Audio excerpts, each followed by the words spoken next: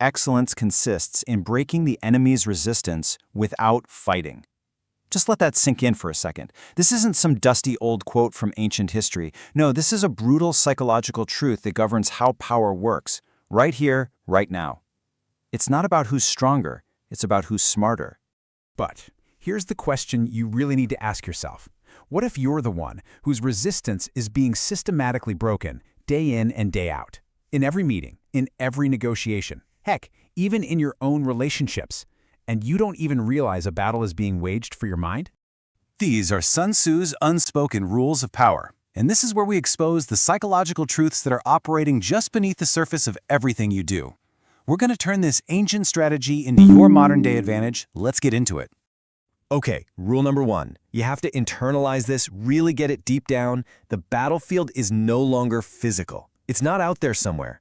The most important territory to conquer is right between your ears. Perception is the battlefield. You see, we're living in an age of what's called cognitive warfare. Your mind is the contested territory. Victory has nothing to do with physical force anymore.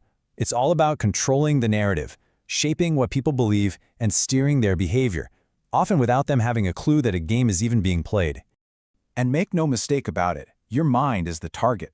Every single ad you see, every negotiation you walk into, every political speech you hear, it's all a contest of influence.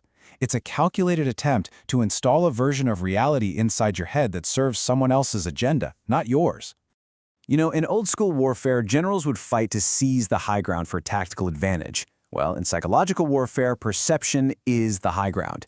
The person who controls the story, who frames the conversation, who gets to define what's real for everyone else, that's the person with the ultimate power. So this leaves you with a choice. And it's a binary one. There's no middle ground here. You either learn to shape reality or you will be shaped by it. In this game, And it's a binary one. There's no middle ground here. You either learn to shape reality or you will be shaped by it. If you're going to navigate and it's a binary one. There's no middle ground here. You either learn to But this terrain isn't made of shape dirt. reality or you will be shaped by it. If you're going to navigate And it's a binary one. There's no middle ground here. You either learn to But this terrain isn't made of shape dirt. reality or you will be shaped by it. If you're going to And navigate it's a binary one. Strategy. It tells you that No middle ground here. You You either learn to shape reality is is a weapon far more powerful than any army could ever be. Just look at the difference here. The amateur only sees their own pieces on the board. They're totally focused on their own goals, their own strengths, and they're blinded by their own ambitions. The master, on the other hand, sees the entire board. They take the time to build a complete psychological map of every single player, and that includes themselves. They see the whole game. And this is the map.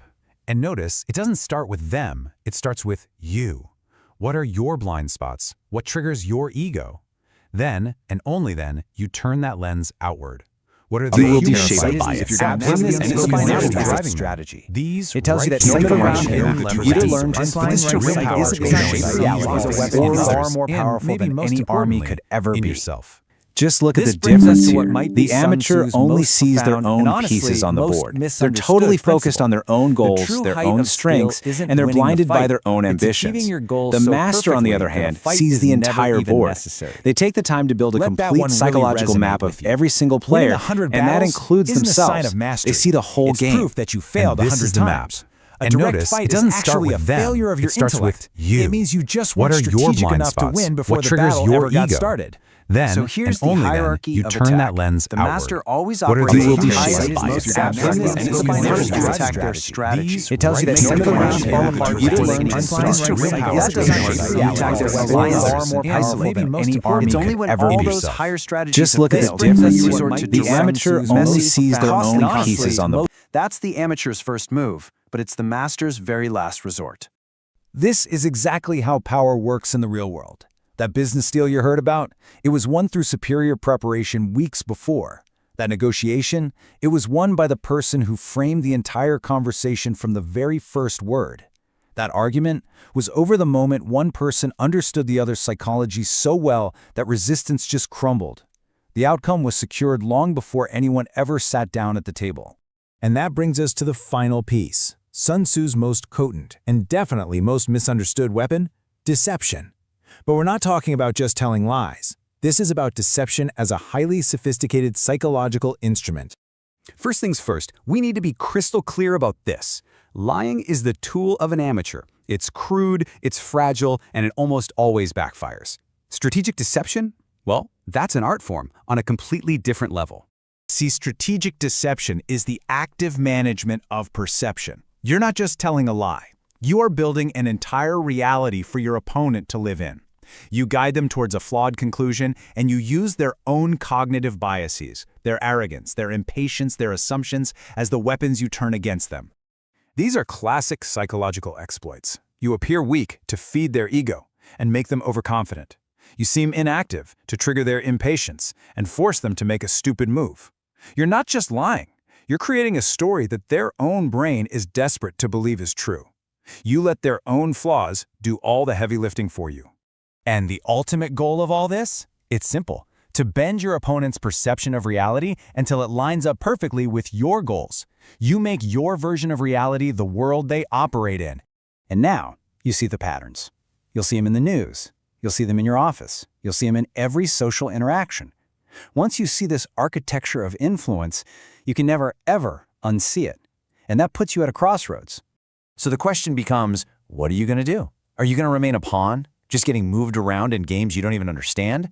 Or are you going to wake up and start seeing reality for this strategic battlefield that it's always been? You're not just lying. The choice is You're creating yours. a story If that you're their ready to see own the world brain as it is really desperate is, to believe is understand true. these unspoken You let rules their of power, own flaws then join do the all the small heavy fraction lifting of for people you. who are truly And aware. the ultimate goal of all Subscribe, this like is this simple. explainer, To and bend make sure your you opponent's activate those notifications.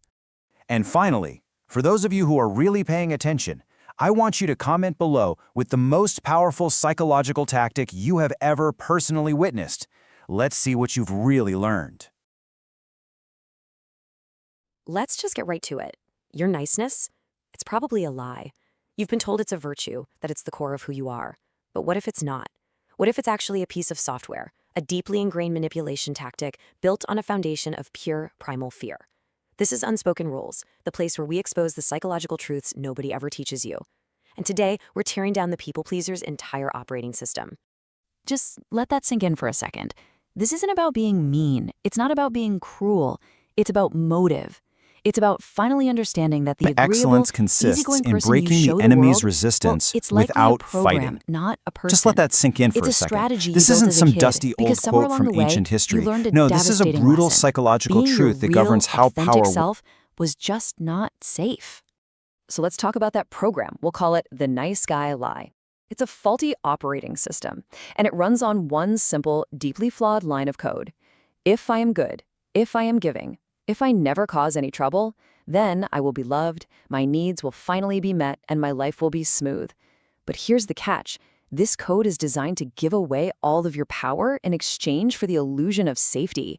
And the result isn't love. No, the result is this deep, simmering resentment that comes from being utterly powerless. And when you lay the two systems side by side, the contrast is just stark. On the left, you've got the nice guy. His entire world is reactive. His motivation? Fear. His validation? It has to come from the outside. Look at that last line, generosity. It's not real. It's a transaction. It's giving to get. The operating system. Now look at the other side, the integrated male. He operates from an internal locus of control. The driver isn't fear, it's self-respect. This isn't about becoming a jerk. It's about becoming whole. So, take a hard, honest look right now. Which one of these columns feels more like home? Which side truly defines your interactions with the world? Because you have to know which operating system you're running before you can even think about changing it. So where does this broken programming even come from? This is so crucial to understand. This is not a character flaw. It's not a moral failure. It is a survival mechanism. It's a piece of code that got installed in your childhood, probably the first time you learned that your true, unfiltered self was, well, somehow unacceptable. And at the absolute core of this programming is a virus. It's called toxic shame. Now, this is not guilt. Guilt is feeling bad for something you did. Toxic shame is the core belief that something is wrong with who you are. And that feeling forces you to hide your real self behind that nice persona, because you believe it's the only way to survive and maybe, just maybe, be loved. And this is how that code gets written. Maybe it was dealing with parents who were always critical or always needed something from you. Maybe there was no strong role model around. Or maybe you just saw a bad father and swore you'd be the opposite. Whatever it was, the lesson was always the same. Being compliant is how you stay safe. Your niceness wasn't a choice you made. It was a trauma response, an adaptation to a world that felt threatening. All right, so if you believe your real needs are shameful and unacceptable, how on earth do you get them met? Well, you don't ask directly, that's for sure. You use a tool of indirect manipulation. Dr. Robert Glover calls it the covert contract. And this is the primary, usually unconscious, way that a nice guy tries to control his entire world. This whole thing plays out like a 3-part psychological trap. First, there's the unspoken offer. You know, a favor, a compliment, always being agreeable. Second, there's the hidden expectation. You're not just being nice, you want something specific back. And the third, most critical part, the shared pretense. You both have to act like this little transactional deal doesn't even exist. It's pure manipulation, disguised as selflessness. In these contracts, they usually fall into one of 3 buckets. You've got the love contract, the reciprocity contract, and the smooth life contract. But see, they all share the same fatal flaw. They're based on the delusion that you can control other people and life itself by just being good. You're trying to rig the game of human interaction, and when reality inevitably refuses to play along, the only possible outcome is bitterness and resentment. I want you to really think about this. Your most important relationships, with your partner, at your job, with your friends. What unspoken bargains are you trying to enforce right this very minute? What are you giving, silently expecting a very specific payment in return? You have to see these hidden deals before you can ever hope to break the cycle. Okay, so if the Nice Guy program is a prison built on fear, what's the way out? The goal is not to become the opposite, a selfish jerk. That's just flipping the coin over. The real goal is to become an integrated male, a man who operates from a place of internal authority and self-acceptance, not from a desperate, needy grab for outside approval. And this, right here, is the most critical distinction. This journey is not about trading one form of perfectionism for another. Perfectionism is just another cage designed by fear. This is about embracing your own wholeness, your ambition, your flaws, your anger, and yes, your kindness too. Wholeness is the real foundation of authentic power. And this is what that internal alignment actually looks like in the real world. A man who genuinely likes himself doesn't need constant validation from others. A man who takes full responsibility for his own needs, well, he stops trying to manipulate everyone else into meeting them for him. He sets boundaries not as an act of aggression, but as an act of profound self-respect. These aren't rules on some checklist. They are the natural results when a man finally reclaims his own power. Because when it's all said and done, the qualities that create true magnetism, true power, you can't perform them. You can't fake them. They have to be earned. Self-respect, the courage to be your authentic self, and an unwavering integrity. These are the undeniable signatures of an integrated, self-possessed human being. And so, here we are. Once you understand the psychological programming, the fear, the shame, the covert contracts, it is impossible to go back to sleep. You can't unsee this. You are now standing at a psychological crossroads, and your old blissful ignorance is gone forever. This is the choice laid bare. It's that simple. On one side, you have unconscious living, a life that is run by a fear-based niceness that simmers with hidden resentment and is defined by a deep sense of powerlessness. And on the other side, you have conscious reality, a life built on authentic kindness, direct communication, internal validation, and real personal power. The patterns have been exposed. The alternative has been presented. So the final question really is for you. Will you continue to be a slave to a program that you never consciously chose? Or are you ready to join the few who choose awareness and start living an authentic, integrated life? The choice, as always, is yours. Intense, evocative music starts and fades into the background.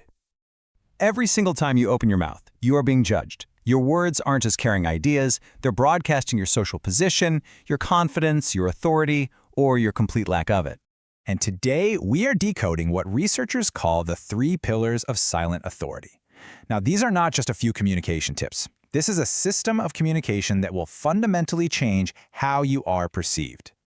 Okay, let's dive right in. Most people have it completely backward. They think authority comes from a job title, from money, maybe from just being the loudest person in the room. They're wrong. Real authority, it's projected subtly. in the unseen signals you send with every single word you speak. You see, this isn't about what you're saying. It's about the very structure of your language. Most people, completely unknowingly, are using a linguistic framework that signals insecurity, that signals neediness. Let's break down exactly how to see it and how to change it. Let's start with the first pillar, brevity. Now, this is not about being simple. It's about being devastatingly impactful. And it's all rooted in a core psychological principle that controls how people process everything you say. Think of your listener's brain like a computer with limited processing power. When you bombard it with complicated jargon and fluff and unnecessary details, you don't sound smart. You're just increasing their cognitive load. You're making their brain work overtime. And the human brain is hardwired to distrust things that are difficult to process. Just look at this contrast. It's night and day. The weak signal on the left, that's just a word salad. It's designed to obscure, to hide, not to clarify. It forces the listener to try and decrypt what you're even saying. But the power signal? It's a laser. It's brutally efficient, clear, direct, and it takes almost zero mental effort to get it. This is all about something called the clarity effect. Because our brains naturally trust information that's easy to chew on, clarity itself becomes a weapon of persuasion. You see, insecure people use complex language to try and project intelligence, but truly confident people, they show their power by making a complex idea instantly simple. You make it easy for them, and you control the conversation. And this quote just nails the entire philosophy. Authority isn't about adding more words, more fluff. It's about having the discipline to distill your message down to its most potent, powerful form. Subtract the obvious, add the meaningful. All right, let's move to our second pillar, because this is where it gets even more interesting. We're talking about the level of abstraction in your speech, a hidden signal that instantly reveals your position in any hierarchy. Social psychology research is incredibly clear on this. High-power individuals speak abstractly. They talk about the why, the vision, the big picture. Low-power individuals, on the other hand, speak concretely. They're focused on the how, the nitty-gritty details, the execution of tasks they've been given. Your language literally reveals if you're the one drawing the map or just the one following the trail. Just think about this in your own life. The leader gets up and talks about market disruption and future growth. That's abstract. The subordinate immediately asks, okay, but what's the first step? And how do I do this? The language you choose signals to everybody in the room whether you're the one setting the course or the one rowing the boat. So the takeaway here is all about perspective. When you shift your communication from getting lost in the weeds of how to the broader, more powerful vision of why, you don't just change your words, you change how people see your role in the entire operation. It's about operating at altitude. And now, we come to the final and frankly the most potent pillar, the one that, once mastered, gives you almost total control in any interaction. We are talking about the strategic use of silence. John Adams, a man who was never, ever at a loss for words, said this about George Washington. Washington understood that real power isn't always in speaking. It's in controlling the space between the words. He used silence like a weapon of command. You see, most people are terrified of silence. There's a name for it: conversational silence anxiety. It's that awkward, uncomfortable feeling that makes them rush to fill any pause. And in that rush, they reveal everything: their nervousness, their need for approval, and often information they never ever intended to share. Understanding this is your key. This is how you weaponize it. It's a simple protocol. First, you ask a direct, powerful question. Second, you hold the space. You listen. The silence will become deafening for them. Third, you allow them to fill that void you've created. And fourth, you sit back and gain the information they would have otherwise kept locked away. I mean, just look at this comparison. Reactive speech fills space and gives away information, and that just screams insecurity. Strategic silence does the opposite. It creates space and it gathers information, which signals pure confidence. It is the fundamental difference between losing control and taking it. Because here's the real secret. True, active listening is a sign of immense strength. It requires the confidence to be open to information from other people, a state that feels incredibly vulnerable to the insecure. People who are focused on their own status are always just waiting for their turn to talk. The truly powerful have the self-assurance to just listen. So now you have the framework: brevity, altitude, silence. You are now standing at a crossroads. You will never be able to listen to a conversation the same way again. You're going to start seeing these patterns everywhere. In the office, in negotiations, maybe even in your own family, you now understand the code. And remember, these three pillars are not separate tactics. They work together. Brevity makes your words count. Altitude positions you as a leader. And silence gives you control over the entire interaction. This is the system that's operating just beneath the surface of every single conversation you have.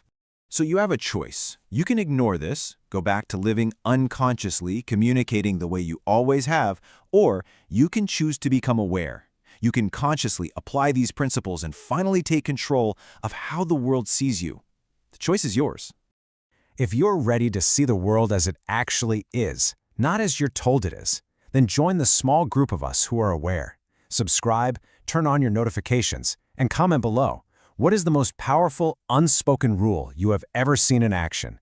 Welcome to the other side. You walk through life thinking you're not playing a game of power. You believe in things like fairness, merit, a world where just having good intentions is enough. Well, you're wrong. You are dangerously wrong. Every conversation you have, every meeting you attend, every relationship you're in, it's a negotiation of influence. To believe otherwise is to volunteer to be a pawn in a game you don't even know you're playing. See, the choice isn't whether or not you're gonna play. The only choice you have is to win or to lose. And that's why we're here. This is Unspoken Rules, the place where we expose the psychological truths that absolutely nobody teaches you. We're here to decode the hidden software that runs every human interaction, to give you the awareness that other people simply lack. Today, we're going to dissect a book that's been called a Bible for the ambitious and a manual for monsters, Robert Greene's The 48 Laws of Power. Now, let's be clear. This isn't just a book review. This is an extraction of the dangerous truth that lies at its core. So why is this book so seductive? It's because it doesn't sell you feel-good fantasies. It whispers a forbidden truth. The world is not run by the moral or even by the hardworking. It's run by those who understand the raw mechanics of influence. It promises the keys to the kingdom, and that is exactly why it's been banned in some prisons, because it is seen as a weapon. The book's central, intoxicating idea is that power isn't magic. It's a science. It operates on a set of predictable, learnable rules. It's like a game of chess, and these laws, they're the moves of the grandmasters. Let's just take Law 1, never outshine the master. Now, this isn't about being incompetent. Not at all. It's a cold, strategic calculation.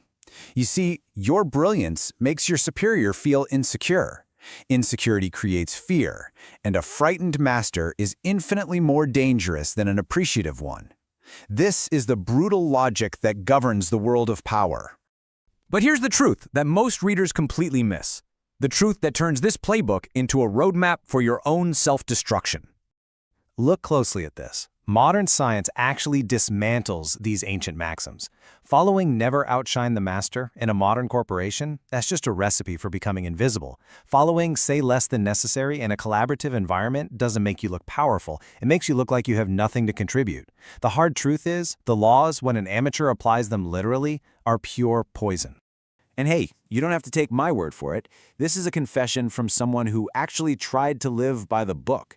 He thought he was becoming some kind of mastermind. Instead, he became a pariah. Let's break down his failure. By trying to be humble, he made himself irrelevant.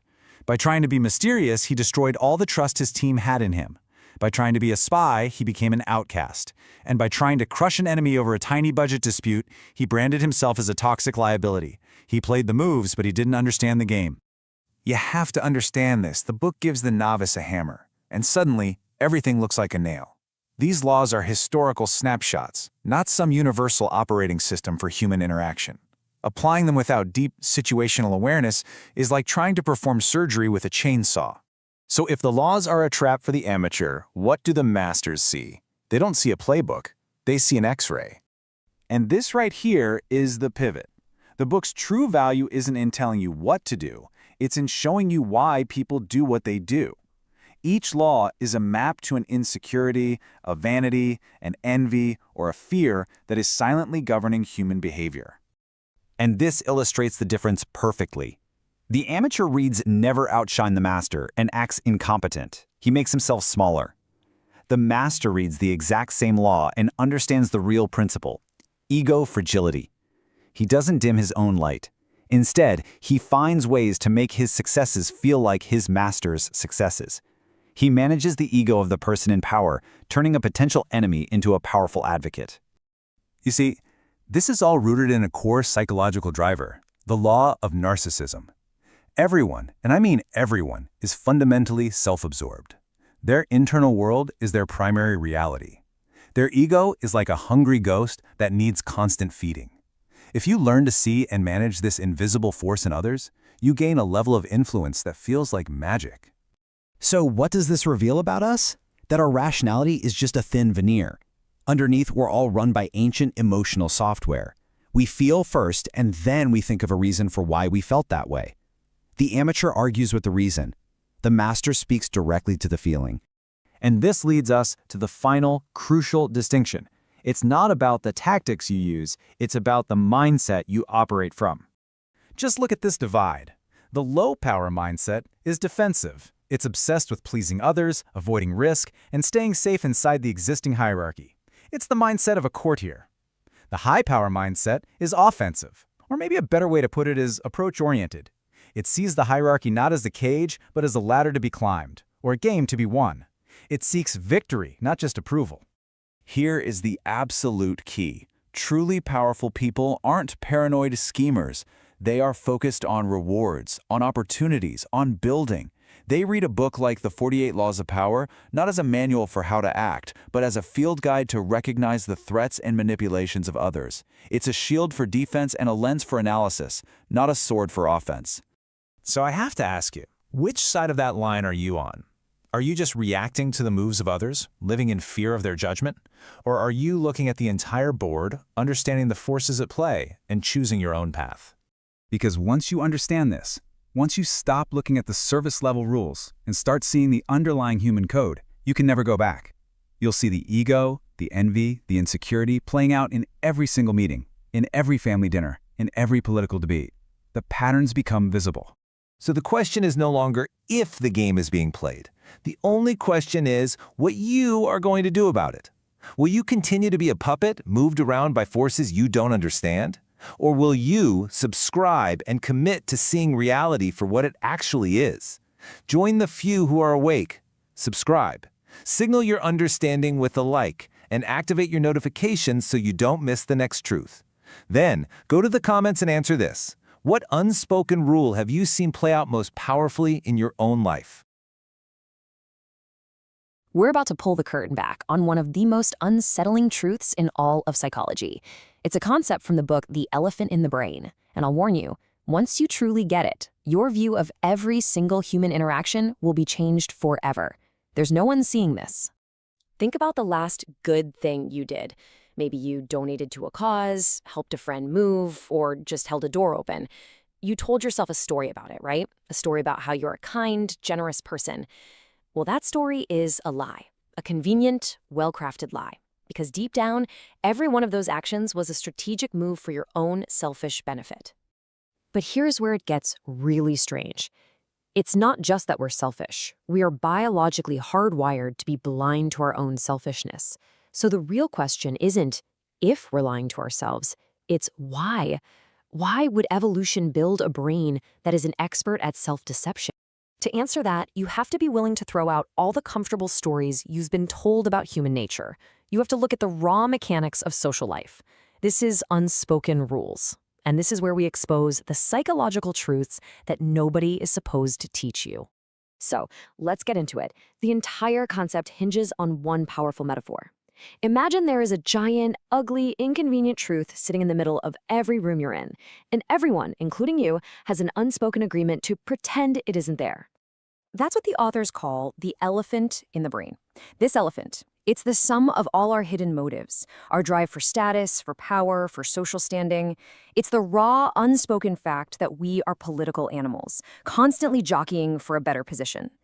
And here's the genius part. Our brain evolved to hide this elephant from our own conscious mind so that we can be far, far better at hiding it from everyone else.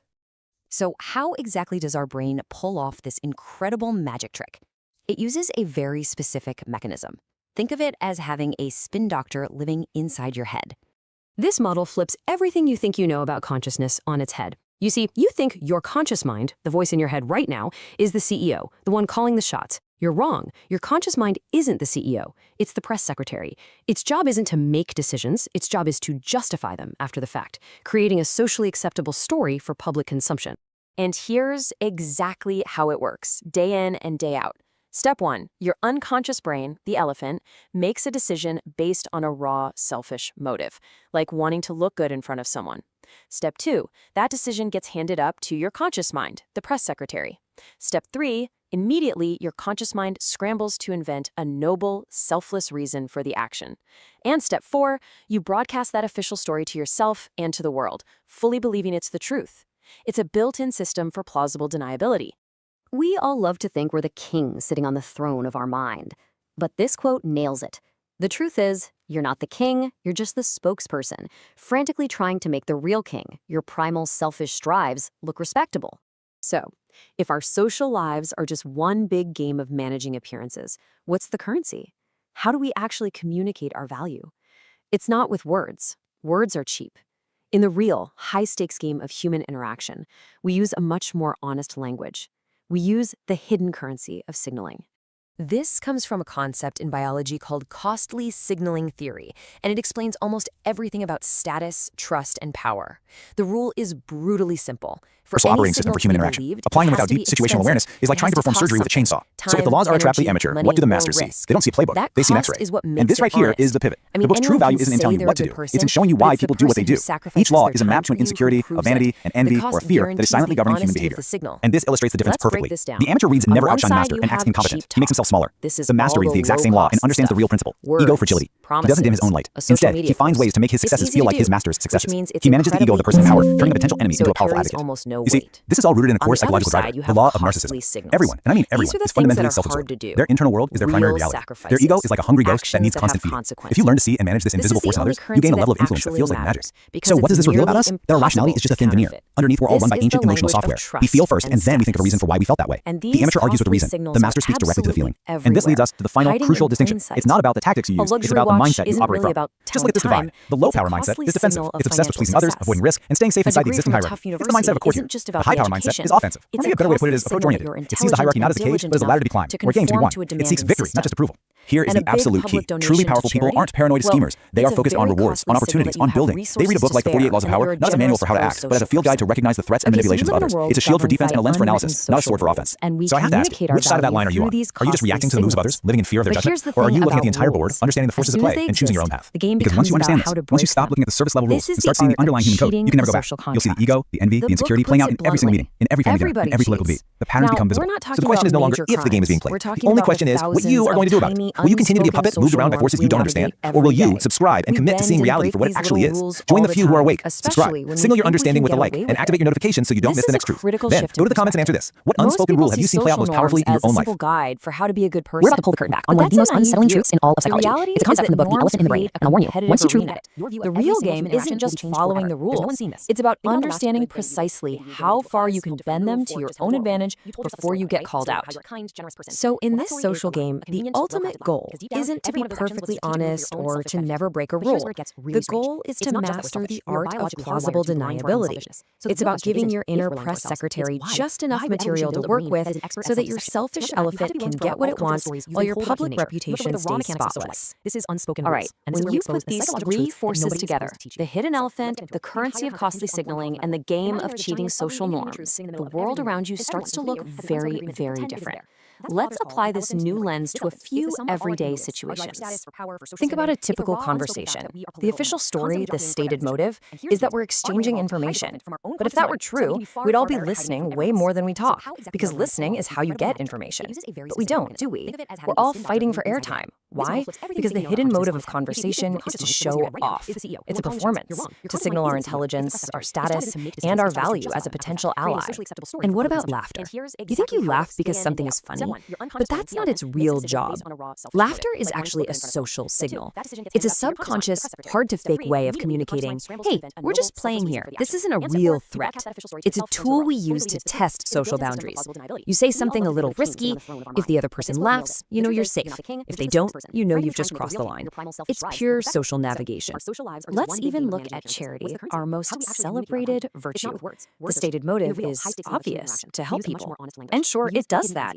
But if that were the only reason, we would all be ruthlessly efficient, finding the one charity where our dollar does the absolute most good. But we don't.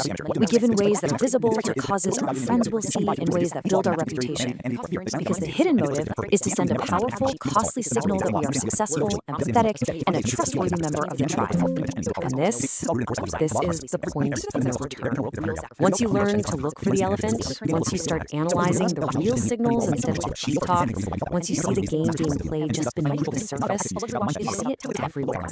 In your office, on a date, in family gatherings, and most uncomfortably inside your own head. You can never go back to just blindly believing the official story again. So now you have a choice. You can go back to being a puppet of your inner press secretary, living in the comfortable fictional world it creates for you, or you can choose to see the elephant. You can acknowledge the game, and for the first time, start to understand human nature as it actually is. If you choose awareness, this is your first step. This isn't just about watching, it's about participating. Subscribe so you don't miss the next truth we uncover. And I want you to comment below. Now that you have this lens, what's a hidden motive you see playing out all the time? Welcome to the small group of people who choose to see reality. Let's start with a simple fact. You believe you're in control, that your thoughts, your choices, your entire life is something you direct. You're absolutely convinced that your decisions come from some deep, deliberate, rational part of yourself. That belief is a complete illusion. It's a comfortable story you tell yourself to get through the day. But the reality is something else entirely, and it's deeply unsettling. This is Unspoken Rules, the place where we expose the psychological truths that nobody ever teaches you. Today, we're going to shatter that illusion of control, using the groundbreaking work of Nobel laureate Daniel Kahneman and others. Let's dive in. Okay, so the very first rule you have to understand is this. Your choices are not really your own. Most of the time, they're just a predictable response to an environment that someone else has already built for their own reasons. The technical term for this is choice architecture. It's the hidden framework behind every decision you make. I mean, think about the way a menu is designed in a restaurant, how products are arranged on a supermarket shelf, even the order of questions on a form. None of that is random. Not a single bit of it is neutral. Every last detail is engineered to guide you, to nudge you towards a very specific outcome. And usually, it's an outcome that benefits the architect, not you. Now, the most powerful and simplest tool in this whole game is the default option. What happens when you do nothing at all? See, an opt-in system, it requires you to take action, to check a box, to sign up. But an opt-out system, it makes you a participant automatically unless you take action to say no. Sounds like a tiny little detail in the design, right? You couldn't be more wrong. Just look at the data on organ donation rates. In countries where you have to actively opt in to be a donor, the rates hover at a pretty dismal 15%. But in countries where the default is that you are a donor and you have to opt out, the rate skyrockets to over 90%. The takeaway here is absolutely brutal. A life or death outcome for millions of people isn't being decided by deep moral conviction, it's being decided by a checkbox, by the architecture of the system. So I want you to ask yourself, right now, how many of your so-called choices, the retirement plan you have, the privacy settings on your apps, the news that fills your feed, how many of them were just you following the path of least resistance, a path that was paved for you by an architect you've never even met? So why? Why are we so easily manipulated by this external architecture? Well, it's because of the internal machinery we're all running. You see, there's a puppet inside your skull, and frankly, it's pulling most of the strings. Daniel Kahneman gave them names, System 1 and System 2. System 1, that's the puppet. It's lightning fast, totally automatic, intuitive, unconscious. It's the part of you that gets a gut feeling, that instantly recognizes a friend's face. Then there's System 2. That's the supposed puppet master. It's slow, it's deliberate, it takes real effort and concentration. It's what you use to solve a difficult math problem. Now, we all like to believe we're our System 2. That's our identity, right? The rational thinking self. But this is what the real power dynamic looks like. System 1, the automatic puppet, is running the show about 95% of the time. Why? Because System 2, our conscious mind, is incredibly lazy. Its main job is to conserve energy, so it just outsources almost everything to the puppet. It just signs off on whatever gut feeling System 1 serves up. And you know, this isn't a flaw. It's an evolutionary feature that helped us survive. But in the modern world, it's a massive vulnerability. A backdoor that choice architects know exactly how to exploit. What Kahneman is really saying here is that your gut, your intuition, System 1, it just makes up a story, instantly. It generates a feeling, an impression. And sure, System 2 could step in, check the facts, and overrule it. But the vast majority of the time, it doesn't bother. It just accepts the story it's told, especially if that story is simple, convincing, and presented in a well-designed environment. All right, so let's recap. Our choices can be engineered from the outside, and our internal system is basically on autopilot. But believe it or not, it gets even worse. Because even when we do manage to engage our slow, rational mind, our precious System 2, our judgment is still deeply corrupted by a hidden flaw that most people have never even heard of. Let me ask you a question. What's the single biggest source of error in human judgment? Now, I bet most of you are thinking bias. That's the answer we've all been taught. It's trendy, but it's not the whole picture. There's something else, something much more random, and in many ways, much more dangerous. It's called system noise. And here's the best way to think about it. Bias is like a bathroom scale that's always 5 pounds off. The error is consistent and predictable. But noise? Noise is a scale that gives you a completely different number every single time you step on it. It's random, unwanted variability in judgments that should be identical. You know, if 2 judges look at the exact same criminal case, they should give a similar sentence. When they don't, that difference, that's noise. To see just how bad this problem is, Kahneman ran what he called a noise audit at a major insurance company. He had dozens of their expert underwriters independently price the same set of fictional insurance policies.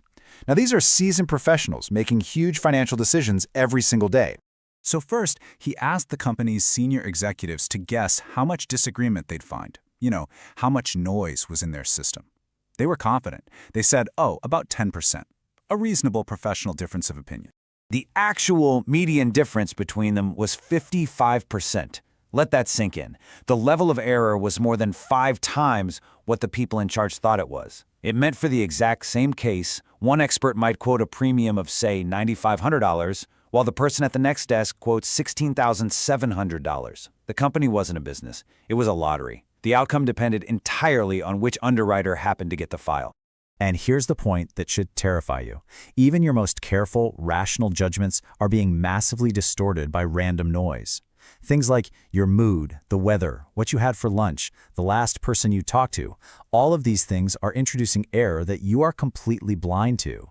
Your deeply held belief in your own sound judgment, it's an illusion. So let's put this all together. External forces are shaping your choices, your internal hardware runs on autopilot, and your deliberate judgment is riddled with random noise. Most people just drift through life as puppets of these forces. But a very small number of people, they don't drift. They understand these forces intimately. They become the architects.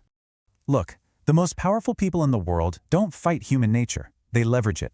They become choice architects, designing environments that skillfully nudge the automatic System 1 of everyone else. But they're also ruthless with themselves. They know their own System 2 is lazy, so they build rigid processes, checklists, frameworks, to force themselves to think deliberately. They eliminate noise from their own decisions by using algorithms and strict rules, what Kahneman calls decision hygiene. They stop treating human psychology like some kind of unpredictable magic and start treating it like what it is, an operating system that can be engineered. And this brings us to the most fundamental choice of all. You are either the one designing the system, or you are the one being processed by it. You are either the architect, or you are the architected. There is absolutely no middle ground. So the only path forward is the path to awareness, and it has 3 steps. First, you have to learn to see the architecture. Start questioning every default. Ask yourself, who designed this, and what do they want me to do? Second, you have to know your own puppet. Learn to recognize that gut feeling for what it is, a fast and often deeply flawed shortcut. And third, you must learn to filter the noise. Start distrusting one-off judgments, especially your own. Demand a structured process. Demand better data. Now you see it. You can't unsee the architecture. You can't unsee the puppet in your skull or the noise that corrupts your thinking. So the only question left is, what are you going to do about it? Are you going to keep living unconsciously, letting invisible hands guide your life? Or are you going to subscribe and start learning to see reality for what it really is? The choice is yours. Click subscribe, turn on notifications, and join the people who refuse to be puppets. And let me know in the comments, what's one default choice you're going to question starting today? You've been taught to be good, to be fair, to be moral. And that teaching, well, it's a lie. It's a lie designed to keep you manageable. Machiavelli wrote this 500 years ago, and it's probably the single most important truth you will ever hear about how the world actually works. Believing that people are fundamentally good isn't a virtue. It's a luxury you just can't afford. It's a vulnerability. And for some people, it's a weakness they are absolutely looking to exploit. This is Unspoken Rules, the place where we expose the psychological truths nobody teaches you. See, we're all told to play by one set of rules. You know the ones: cooperation, kindness, teamwork. But there's another set of rules operating just beneath the surface. We live in the world of polite fiction. That's the public story we all agree to tell. But the real world, the one that actually dictates your success or failure, that one runs on raw power and pure self-interest. Now, in this world, there are what we call operators. These are the people who see this system for what it really is. They're often called high Machs, and that's short for high Machiavellianism. And let's be clear, this isn't about being evil. It's about running a completely different mental software, a strategic, cold, and calculating way of looking at every human interaction. So, in psychology, Machiavellianism is part of what's known as the dark triad, right alongside narcissism and psychopathy. But here's what makes it different. Unlike the others, Machiavellianism is defined by its cool, clinical rationality. It's a mindset that puts results above everything else, especially morality. It's the sober, chilling understanding that the ends, if they're important enough, justify the means. So here's the fundamental split. The operating system of the average person, it runs on this illusion of altruism and goodwill. But the Machiavellian operator, their system runs on the stark reality of human nature. You know, Machiavelli himself said that people are so dominated by their immediate needs that a deceitful person will always find someone who's ready to be deceived. The psychological engine behind this whole mindset is something called the cool syndrome. And what it is the ability to just detach, to switch off emotion and view every single relationship as a transaction. Other people, they stop being friends or colleagues. They become assets or they become obstacles on the path to what really matters: money, power, and status. High Mach absolutely thrive in chaos. Think about it. Corporate shakeups, new startups, any place where the rules are blurry and unwritten, that's their playground. They look at cooperative people not as peers, but as dupes to be manipulated. Persuasion and flattery aren't genuine. They're instruments, they're tools. And yeah, they'll deceive you, but only after making a cold, hard calculation. Do the benefits of this lie outweigh the cost of getting caught? Now let's get into one of Machiavelli's most powerful metaphors. He said a leader has to be two animals. The thing is, most people only get the obvious one, brute force. And that, right there, is a rookie mistake.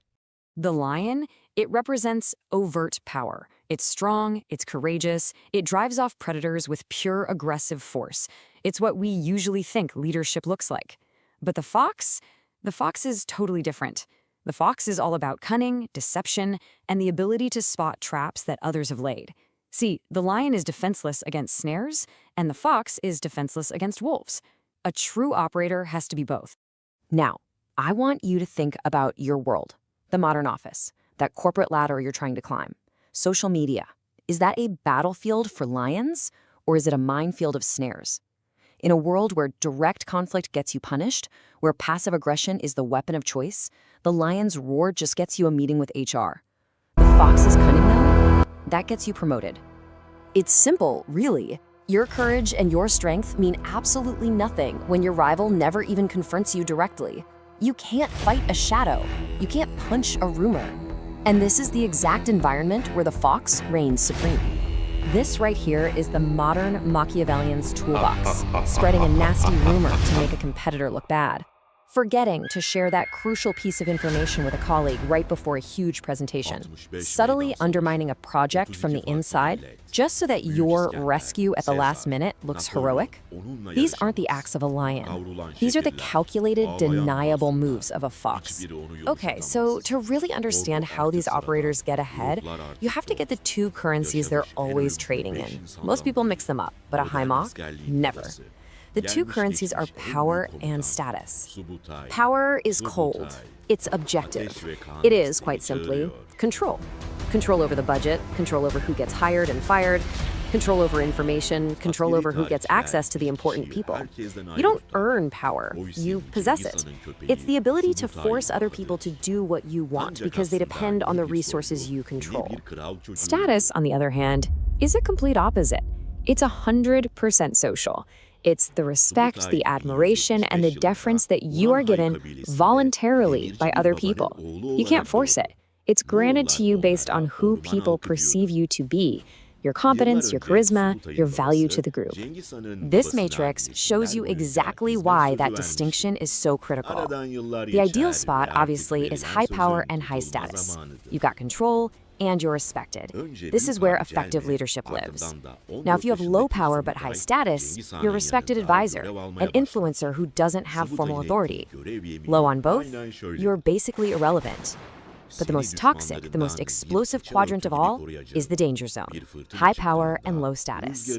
This is that micromanaging boss nobody on the team respects. This is the department head who got the job because of who they know, not what they know.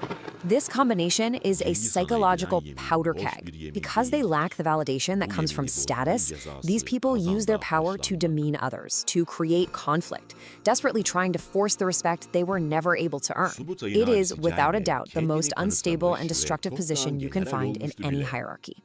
But why? I mean, why are our social worlds built on these complex, often brutal dynamics? The answer isn't in sociology, it's deep in our evolution. Your brain didn't get this big to throw a spear. It got this big to play the game. Seriously? Think about it. For an early human, what was the single greatest threat to their survival? It wasn't a saber-toothed tiger. It was the other humans. The competition for resources, for mates, for status within your own group, that was the most complex adaptive challenge we have ever faced. And this is the answer scientists came up with, the Machiavellian intelligence hypothesis. It suggests that our massive intellect is, at its core, a social weapon, one that was forged in the fires of group politics. Our most advanced cognitive skills didn't evolve to build tools, but to manage incredibly complex social relationships. To cooperate, sure, but also to manipulate, to form alliances, to deceive our rivals, and maybe most importantly, to detect deception in others. This created a cognitive arms race. As some individuals got better at manipulating, they gained a survival advantage. Well, that put incredible evolutionary pressure on everyone else to get better at spotting manipulation. And in response, the manipulators had to become even more subtle, even more sophisticated. This feedback loop, this constant one-upmanship, is what likely drove the explosive growth of the human brain. We are literally hardwired for this game. Which brings us to you. Right here, right now. After seeing all of this, you're at a crossroads. The code has been revealed. The patterns behind all the polite fictions have been exposed. And the thing is, you can't go back to not knowing. You're going to start seeing the fox's moves in every meeting. You're going to recognize the power status game being played by your managers. You're going to finally understand the unspoken rules that are actually governing your life. The question is no longer what is happening. The question is, what are you going to do about it? Will you continue to be a pawn, living unconsciously at the mercy of operators who understand the game better than you do? Or will you join the aware and start seeing reality for what it truly is? Subscribe to Unspoken Rules and turn on notifications because it's time to open your eyes. Like this explainer if it woke you up. And comment below, what's the most Machiavellian move you've ever witnessed?